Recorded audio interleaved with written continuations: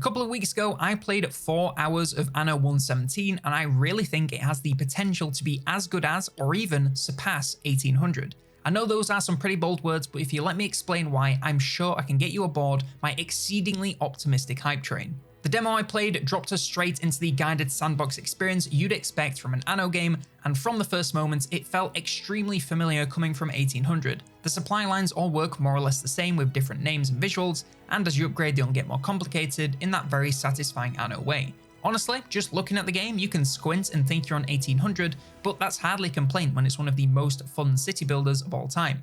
However, alongside everything you'd expect, there's also quite a bit of new stuff that isn't in 1800. Obviously, there's a bunch of new production chains and needs unique to the time period, but I think we all expected that.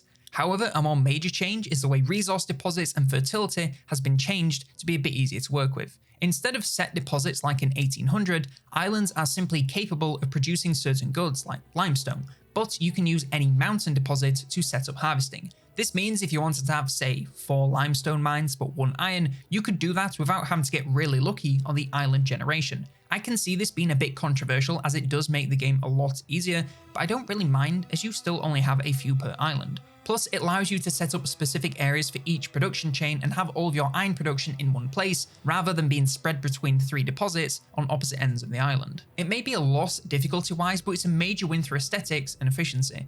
Personally, I'd like to see this as a toggleable setting so you can decide which difficulty you want, but honestly, it's not that big a deal if you're not worried about being challenged, which I personally am not when I'm playing Anno. Rivers also have a set number of slots, so things like the flour mill or clay mine can only be built in certain places. Fertility is more or less the same, but is displayed around the map in a bit more of an organic way. One of the most unique structures we got to build was the aqueduct, but calling it a structure doesn't really do it justice. It functions quite similar to trains from 1800, where you need to produce water in the mountains and bring it into your cities to fulfill people's needs. It adds that extra layer of planning around your city that I worried it would lack, so it was very nice to see, and very intentionally was one of the last things we could build to show that off. It also highlighted how vertical the game was, with the mountains having hills leading up to them, giving terrain a nice bit of variety. We also got to build a theatre, and one thing to note is how massive certain buildings are. We'll very likely get to build colosseums in the full game, and they will almost certainly be even bigger, making them feel like true landmarks. The game also introduced a new research mechanic. Building the knowledge building nearby to homes will cause each resident in that area to generate some knowledge. This is then used to research through a fairly expansive tech tree. The techs are adjusting how certain buildings function, like doubling the productivity of sawmills, as well as unlocking whole new buildings, units, and modules. Again, I'm sure this will be even bigger in the full game and give you plenty to do well into the late game. Overall, it's a fun new system to add another layer of complexity and things to do. Speaking of which, shipbuilding now allows you to make your own variants of ships with various modules. We only got to see paddles, sails, and arch towers, but hopefully the full game will expand on this a lot more, as it is such a neat idea to be able to specialize ships for each job. From what I could tell, you get 2 presets per ship type, but I'm not sure if they'll let you have more or change how this UI works to make a lot more variants easier to look at. Alongside ships for combat, you can also now recruit land units, and sadly, I didn't get to try this out beyond walking them around my town, as I couldn't seem to declare war on anyone. I'll be curious to see how this works and how you take control of towns in the full game. Maybe alongside taking the port, you'll need to take control of the governor's residence, which will make combat a bit more involved. If you're new to Anno, by the way, combat is not the focus of these games, so I think if you want something to replace, say, Total War, you will be extremely disappointed. That said, this introduction of ground combat does flesh out a bit, and adding more mechanical depth and strategy will never be a bad thing. Alongside units, you could also build defenses like walls and towers to shoot at incoming enemies. These were a massive resource sink, so I didn't really do much of this myself, especially with the lack of wars, but you'll be able to make use of some extremely fortified cities that both look really cool and are nearly impossible to take. This whole combat rework will be really interesting to see in the full game. Personally, warfare isn't really what I play Anno for, but I do like having all the islands, so making that more interesting and hopefully fun to play will never be a bad idea. There's also the introduction of religion, and I never thought I'd say this, but religion is pretty cool. You can dedicate each of your islands to a certain deity from the Roman pantheon, and building temples increases that deity's followers. The more followers you have, the more powerful bonuses that deity brings, and this all works on a per island basis. From what I could tell, you can swap anytime you want, so it's very easy to respec, depending on what you need at the time. One nice touch is depending on what god you choose, it changes the statue in your temples, which is really cool. This is another totally new system, and whilst it didn't seem to have as much depth as knowledge, I'll be interested to see if it's more complex in the full game with other buildings, leaning more into faith beyond just raw followers.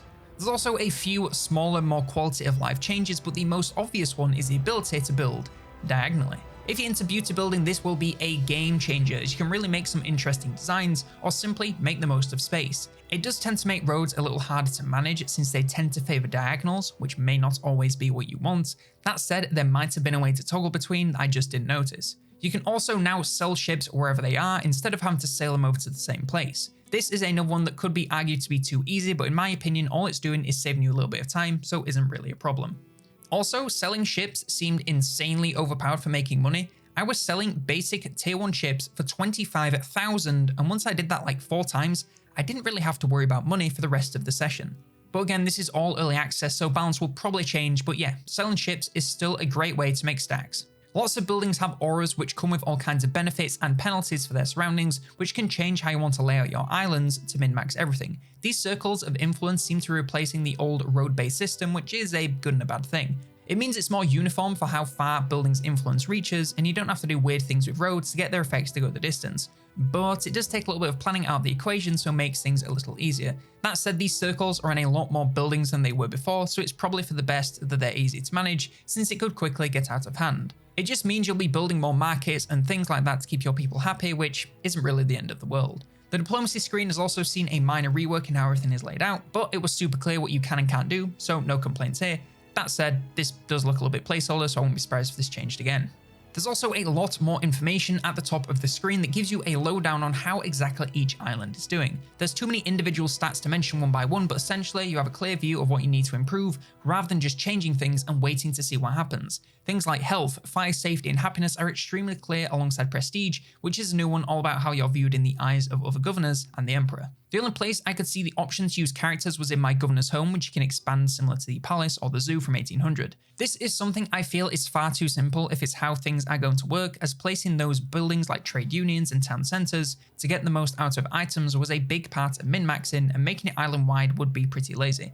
I could be understanding this as I only found one character and didn't get much chance to check out if they were working island-wide or locally, but either way, I think having the option to place them wherever, like 1800, is the way to go.